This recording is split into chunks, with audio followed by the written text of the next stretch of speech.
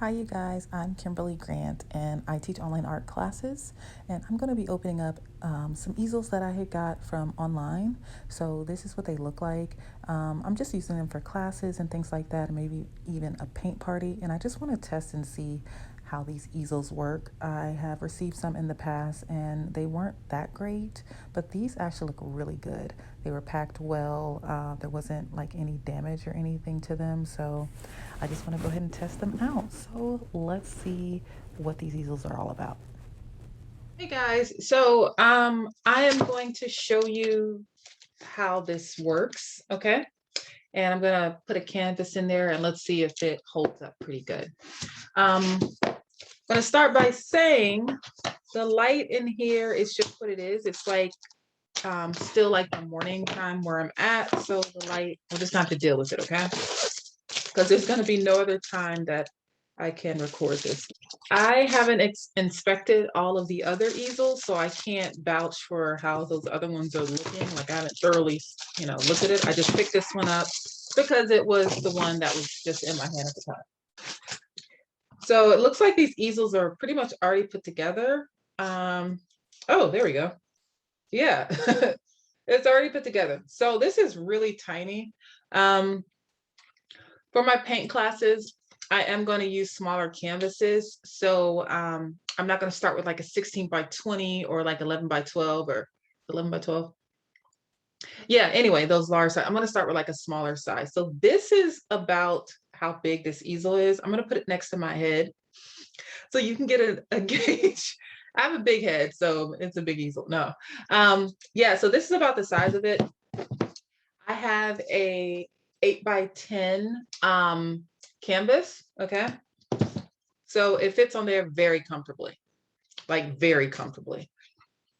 Is it going to slide while I'm painting or while the kids are painting? I don't know. I haven't used it yet, so I can't vouch for that. Um, it looks pretty stable to me. And I'll just show you kind of, this 8 by 10 fits in here really nicely. Perfect. So if you get this easel, the 8 by 10 canvas fits in there good. So I'm going to test it out. I'm going to get a larger canvas, okay? Because I'm always curious as to how big of a canvas can these things actually hold. So let me just go grab one. So this is, okay, so this is an 8 by 10. This is a staple back canvas. This is just a board. So this board holds very well on there. So if you want to use boards, yeah, I would use boards. I will say though, and I'm just going to pretend to paint, okay? I'm going to use a brush.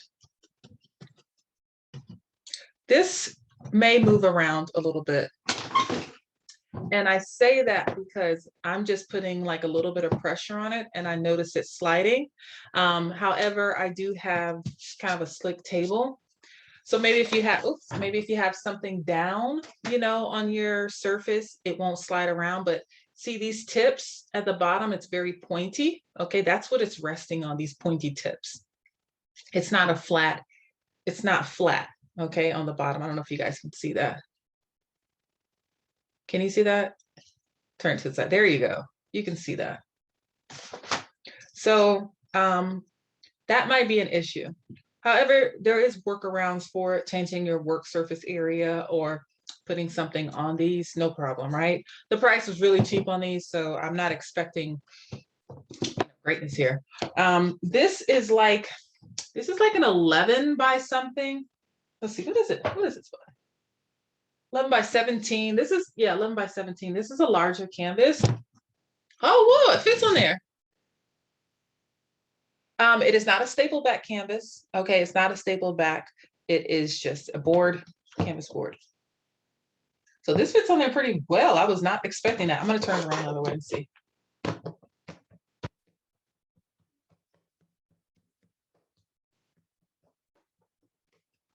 This fits on there pretty decent. Now for the 16 by 20. I have to step back a little bit. Slide back. Okay, so the 16 by 20 canvas, this is a staple back, does hold on here.